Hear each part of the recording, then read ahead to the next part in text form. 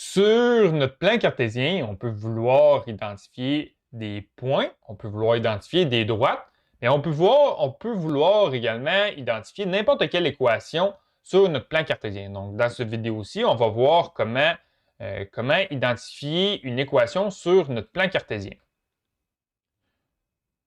Lorsqu'on a une relation entre deux quantités, on peut exprimer cette relation sous la forme d'une équation à deux variables. Et quand on a une équation à deux variables, on peut la représenter sur le graphique. Et la ligne qu'on va tracer sur notre graphique, ça représente l'ensemble des points de cette équation-là.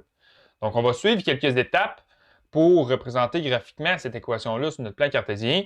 On va suivre ces étapes-là à chacun des numéros pour éviter de faire des erreurs. Donc, la première chose qu'on doit faire, puisque sur la ligne qui va être tracée sur notre plan cartésien, ça va représenter l'ensemble des points de notre équation, on va chercher une série de couples qui sont des solutions de l'équation. Donc, on va trouver entre 5 et 10 ensembles solutions qui appartiennent à l'équation. Plus on a de couples, mieux va être notre précision. Un couple, c'est une combinaison X et Y. Donc, on va poser une valeur de X ou une valeur de Y et on va chercher l'autre variable correspondante.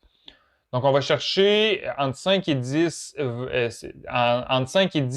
points qu'on va vouloir tracer dans notre graphique. Ensuite, à la deuxième étape, on va tracer notre graphique, on va tracer les axes de notre graphique. Et grâce à nos points ici qu'on va avoir trouvés, on va savoir c'est quoi la graduation qu'on doit utiliser, quelle est la valeur minimum et maximum de nos axes. Donc, ça va nous aider à dimensionner notre graphique.